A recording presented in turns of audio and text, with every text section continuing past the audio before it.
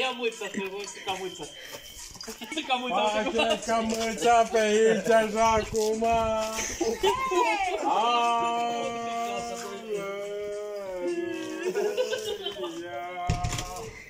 Dă Doamne în casă că iau clopetele acum. Din curte, din fața căștii. Acum mai e șansa mea și pot să fac ce vreau eu. Aleluia!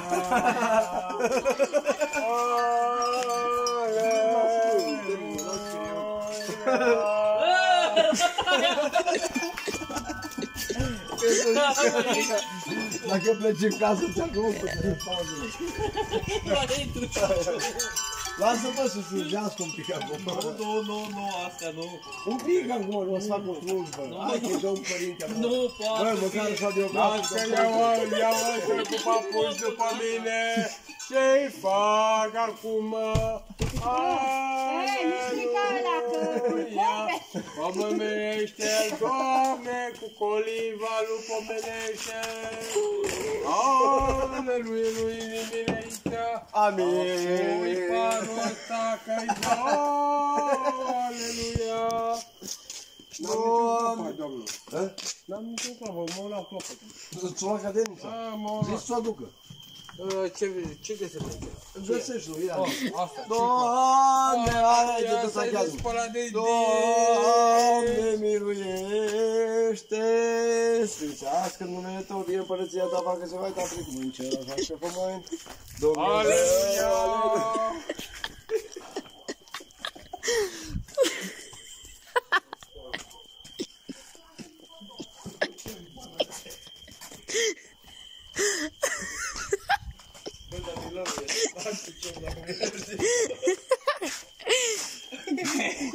Mergem la pescuit acum să prindem un caras mare, care unghiță să fie păcatele, dacă vecinul ne-a luat clopetele. Aleluia! Prindem carasul, remorca prindem carasul, părinte. În carasul. Carasul, prinde-mă remorca sau unde îl prindem? Prindem oriunde este pește, nu contează. Aleluia! În Vecii vecilor.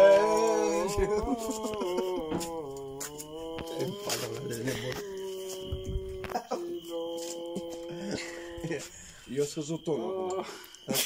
Trebuie să le stați toată ziua, că tatăl un părinte a fost la slujbe de împărtășane, de un părinte mai spiritual, așa, el e mai a pescuit gunoaiele din remorcă, așa e el.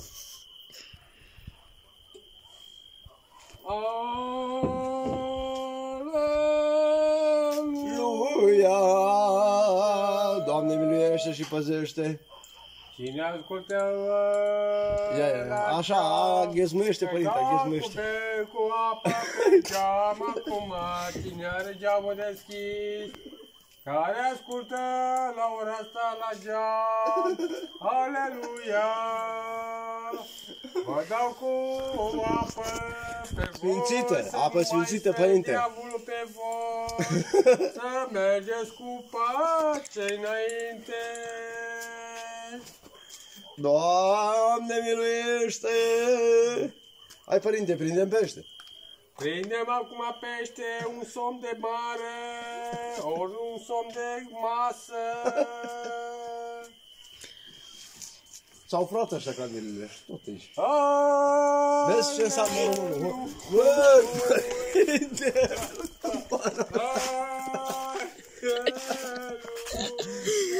Ță rusul să-ți fie, dar ce faci, părinte? Chiar așa, chiar spui. Doamne, păcatele! Oh, ușurel, ușurel, părinte, ușurel. Că nu chiar asta de păcător suntem.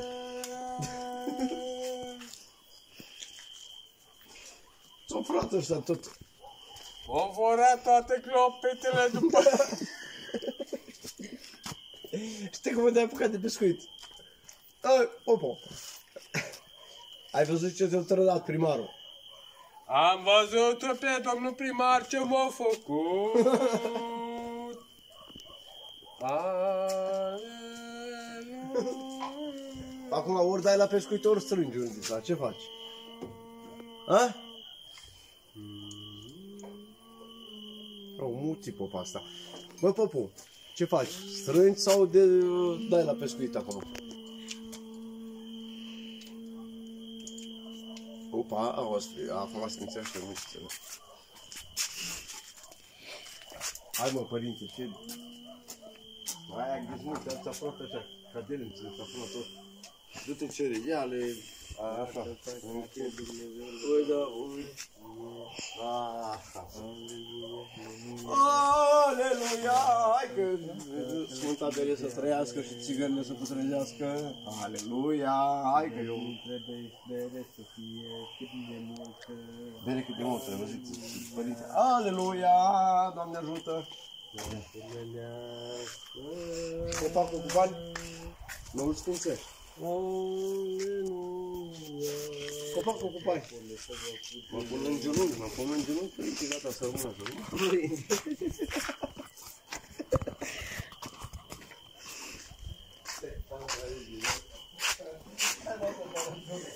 Uitați-vă după mine cu filmarea.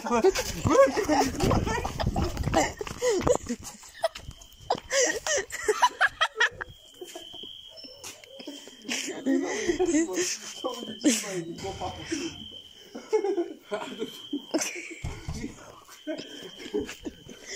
pus în babă, mă, mai tropi cu bere în pana mea de nebun ce ești tu. Dar el mine nu te pune în genunchi, nu te pune în genunchi. Am zis să facem show, tu nu te pune în genunchi, nu te pune în genunchi. Dar nu, părinte, eu am stimă, eu am respect acum, dar după ce mă ridicam, îți băgam în capul în gură, stai liniștit. Nu mai ești gata. Ha? Oie. A?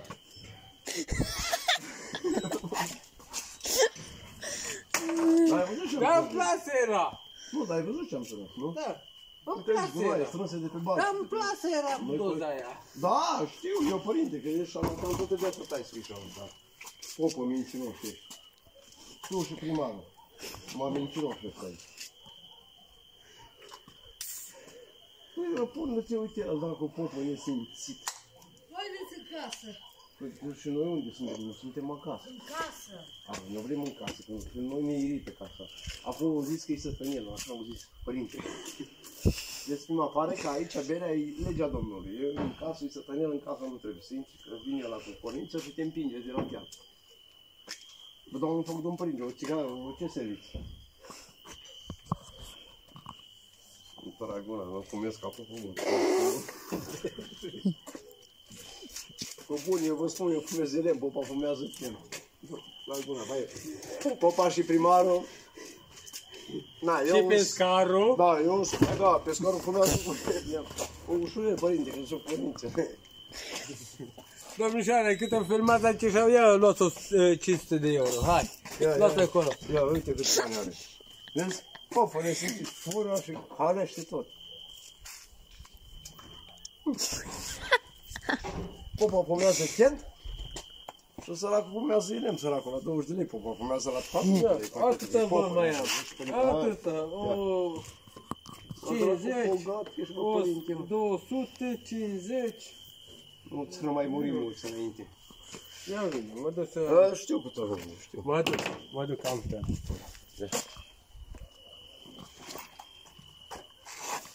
Părinții, nu băga beceaurile alea în rucsac, că nu intră. Eu știu că ești os, dar nu așa.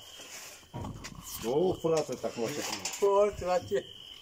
Nu fără atât, vede, popii și primarii cei mai mulți oameni, dar nu fura mie beceaurile acum.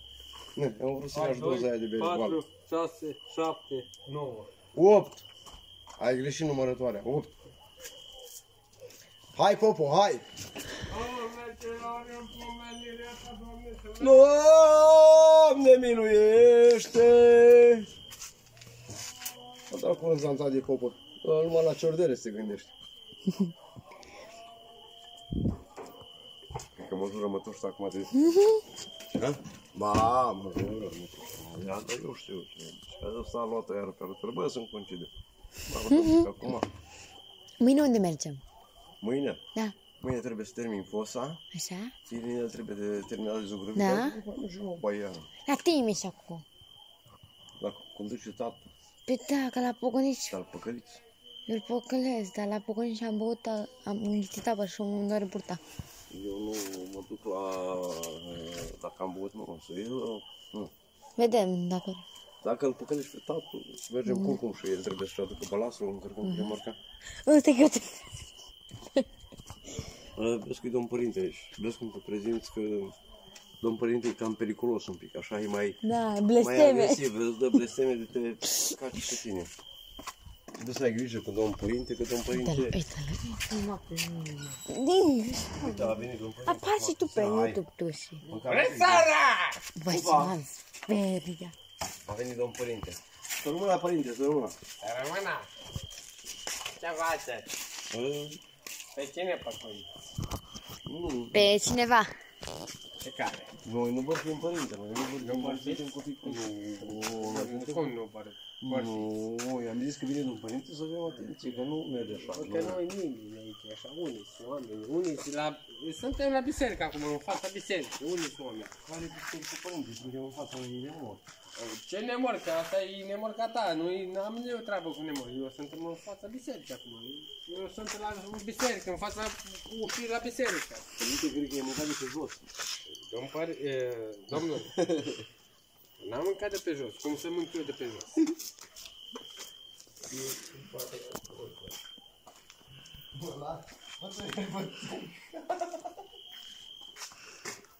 El m-a mâncat de pe jos.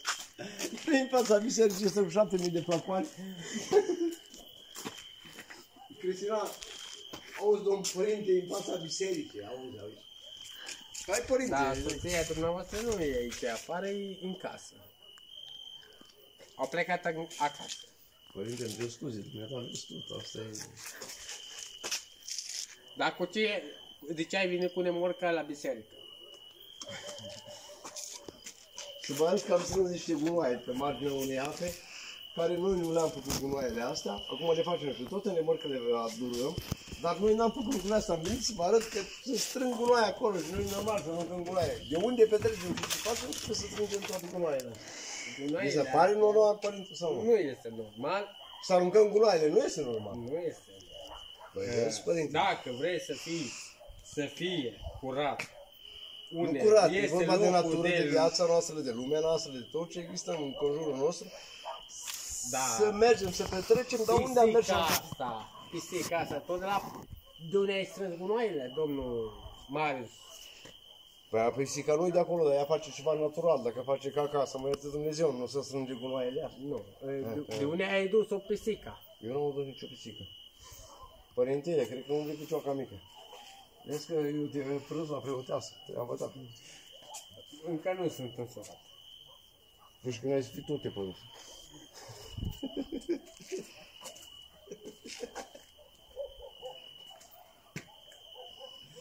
Te pana mea de nebună asta. Băi, dar vedea, deci că eu încă nu sunt surat. Deci că eu te spun la preoteasă, dar nu sunt surat. Tu mă spui la tot de creu și eu surat să mă spui la preoteasă. La ce preoteasă mă spui dacă tu nu ești surat? Dumneavoastră, de unde ai adus lemnul ăsta de aici așa? Tu l-ai dus, bă, pupu, nebun. Eu? Cum dracu, făceai scandal ce? pe... Vrei ca un miliard? Îmi bei ca porcul și ai întins lemnul ăsta pentru mine. Eu? Nu, Eu? dumneavoastră. Ai martori cumva? Dumneavoastră. Aveți martori? Nu. V-am dat dumneavoastră, ați făcut lucrul ăsta. Eu atunci am cer scuze, părinte. Hai să vedem, hai să chemăm poliția, să vedem dacă găsește amprentele a mele, ori a dumneavoastră, cine l-a pus în memorie. Cred că are dumitare, părinte, că tu l-ai pus și tu l-ai dat rost, nu eu. Cred că nu. Dragostea e eternă, frații. Asta este. Părintele și lemnul. Natura și... Nu, acum să vă spun cinstit, noi ce vedeți în remorca casa, noi am strâns astăzi de pe balta aia. E o baltă simplă, o să filmez unchiul, o să filmez Pegicuțul acolo, e nepoțica mea care filmează, pot să filmez în remorc. Noi toate lucrurile astea le-am strâns de acolo. Poate am băut și noi o bere în plus, poate am făcut și noi nu știu ce strategii, mai facem și noi nu știu ce gume, dar tot ce vedeți aici noi am strâns de acolo, de pe balta aia. Pentru că nu trebuie să facem așa ceva, trebuie să ne protejăm tot ce e în jurul nostru. Și dacă, domn părinte, aveți cuvântul, spuneți dumneavoastră ceva.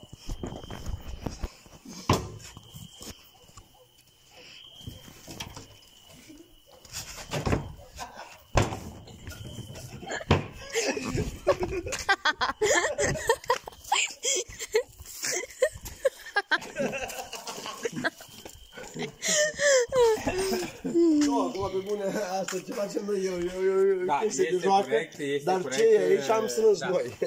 Numai, noi vrem să facem, să vă și amuzăm cumva, dar ce vedeți în remorca asta, noi chiar am strâns lucrurile astea pe baltă. Nu de pe baltă, de un lac care... Nu-i lac, măi, e râu. E rău, da. Râu.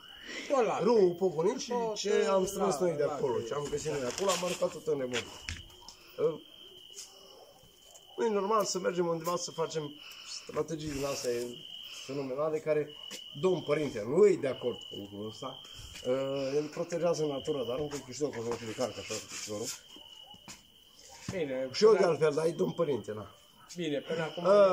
Știm, respect pentru domn părinte, domn primar. Mulțumesc. Să rămână la... Nu sunt primar, domnul vice a plecat. Domnul primar a plecat. A plecat, a mădut și eu fost în remorcă, a plecat. Na, eu am atras atenția, Da. ce e remorcă. Și el a zis că e normal. Da. Asta e Aia e domn treaba primar. voastră, ce ai vorbit cu domnul primar. Da, dar N-a eu am fost. zis că îi le bagă în sacoșă și le pun la ușă. O să îi le bagă în sacoșă și să îi le pun la ușă, să vadă dacă e normal. Că dacă totul e normal, trebuie să meargă normal. Dacă tot îi vrea flacoanele și sticlele de plastic, Aveți onoarea, domnul? Dacă domnul părinte? tot Haideți, îi trebuie- Stați în fața camerei, discutați, Da, vorbiți așa, suntem pe prezentați. cameră acum, Așa, suntem da, pe cameră. sunteți pe cameră. Da. bună seara, bună seara.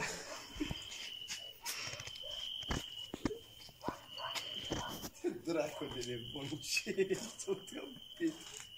Mă, măi, Doamne, arată-mă ce ca bună seara, bună seara. Bună seara.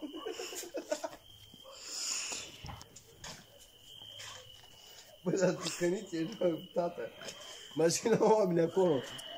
Bună Nu, seara, poate bună oamenii seara, că- că suntem Da. o grămadă de oameni ce așa. Da, o grămadă, numai noi doi. Și până poata. Nu, Da, suntem o- mai mulți, Da, oameni. suntem mai, da, Da, mai mulți suntem- oameni. Eu cu suntem mai el, mulți oameni. niște doi Nu, cerbi. nu. Hai, părinte, acum Nu, nu este spune mai ce. mulți, uite, și Ai, ce-o fi un- păcat în fața e- lui Dumnezeu, dar Uite aici un domn aici, care, Da, uite, vedeți? Un da, domn. un pic de domn. aghiazmă, să Un rămână, domn. noapte Un bună, pic de- la revedere, așteptăm și mai bem mai în continuare, mai... Părinte, cum facem cu gunoaiele? Haideți că dumneavoastră Domnul aveți... Domnul, Eu nu zice, Doamne iartă-mă, și-a plecat primarul și deja am confuz. Și zice, bă, eu am venit prefectul, iar, răspuns, mă, părinte, că am pornit. Îl cu cornice, dar m-am prinde țigară acum, că deja... Da, prinde-o, părinte, că faci ce vrei tu.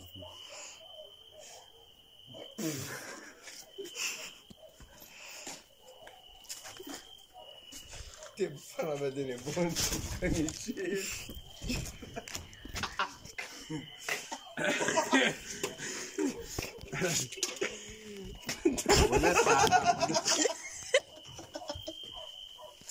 Vai de capul meu! Acum, ce ești primar sau pupă? Ce acum ești, că nu mai înțeleg. Acum ești primarul, a? Hai, fă un discurs acolo, așa. Zi, fă o prezentare.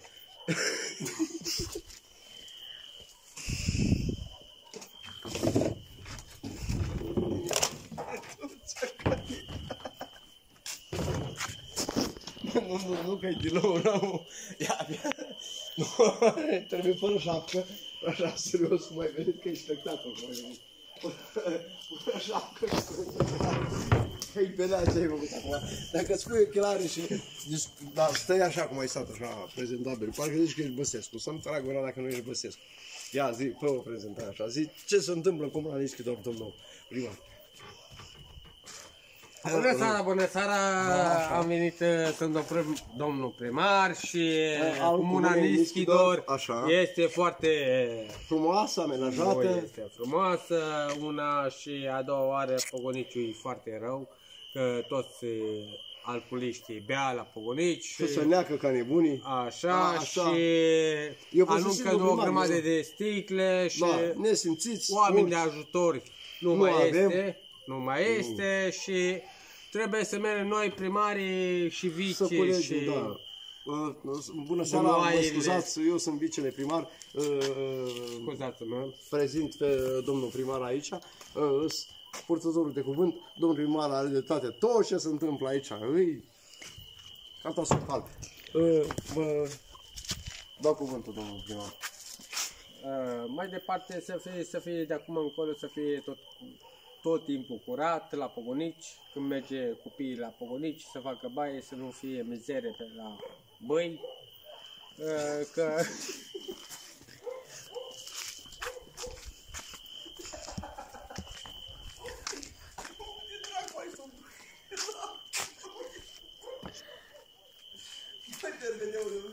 Băi, la Pogonici!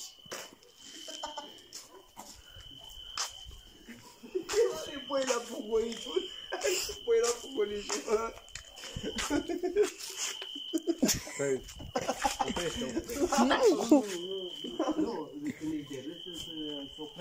Nu-i fain! Nu-i fain! nu, îi arată de unde să oprească să nu ne prinde cu râsul. Bă, așa e fain! Nu, Irinel! Nu, e perfect așa ce facem. Bă, e perfect. Dar tu ești vor să fie cu noi pe la băi. Unde dracu avem noi băi la Pogonici? Da, unde faci baie? În Pogonici. La Pogonici.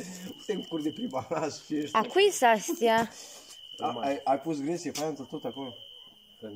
Închi eu. De pe masă. Da, tot curge, tot dușuri, avem tot. Merge continuu, merge tot. Avem saună, Încheșul. tot trebuie acolo. Mâine la ora la 5 plecăm la Pogonici. Și Dacă- vizităm tot. Programul făcut. Tot. De la Ați făcut Nischidor tot cap-coadă. eu descarc film, se descarc de pe telefon Nu, dar filmări. mergem și vedem live, direct acolo și o să fim filmați. Direct acolo. Corect, în primar, Să vedeți cinste. cum arată și până la urmă trebuie să încaut și sticul. Dar venim cu o remorcă de lemne. Da, nimic. Dar tăiem pe nașpa așa. Nu, o chem la firiz. Ce-mi pana de nebun ce ești. Da. Hai că imediat o... Hai, tăiem la feriz, nu tăiem la drujbă, că n-am drujba. Eu sunt sărac, că domn primar o plătit ce ai văzut tu la Nischidor. Deci nu aveți corupție, nu cumpărați nimic, nu faceți nimic. Nimic. La dumneavoastră sunteți un om curat, simplu. Curat, nu am Test treabă. cu filizul lemne, băgați pe foc, Așa, liniștit, și nu vă corupeți, treabă, nu nimic. nimic. Dar camioanele și tot ce se întâmplă aici și mașinile alea, Ale nu sa mele, nu, a copilul și restul, da? Restul Am primarului și primarului. Am înțeles, domnul primar, am înțeles. Restul toate... Pădurarului. Da, și corect. chestii din astea. Eu n-am Dumneavoastră treabă sunteți cu un individual, un om Nu, super pus la punct, Eu sunt curat, foarte curat. curat. Da. Curat. Pe numele dumneavoastră nu numai există, dar hainele și restul... Adidas. Da, dar restul e a numele copiilor, meu. nu? Restul E a copiilor. acum. Am înțeles, tu aici.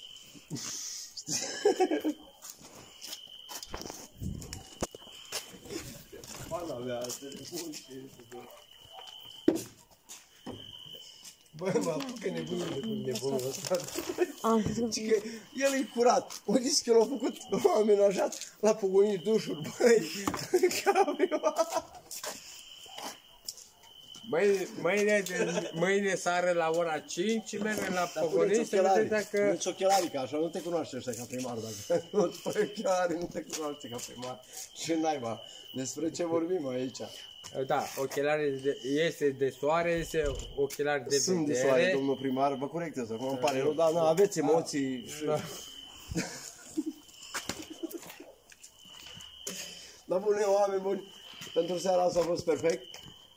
Pentru noi, cel puțin, vă spunem, vă mulțumim. Un like, un dislike, o distribuire, o filmare cu domnul primar al meu. Și tot ce doriți dumneavoastră, sunt în concediu. Mai am încă 4 zile și o să fac filmări cu domnul primar, că na. Nu pot să-mi permit, că nu-mi permite, că nu zic că faci filmări, ți-au Da, telefonul. mai fac astea 4 zile de filmări și pe urmă După el aia mi-a pleacă pe telefonul. drum. Și nu, mi-a telefonul, a zis, Pleacă la drum și atunci... Și mi-a telefonul și a zis că te lăs palet în pana mea să pleci în Germania cu creiosul de pe tine. Că nu mai tu vii aici și faci șmecherie. Și eu respect deciziile domn primar, să trăiți domn primar, respect, să rămână, noapte bună și la revedere. Dacă v-a plăcut, un like, un dislike, o distribuire, un subscribe, orice. La revedere!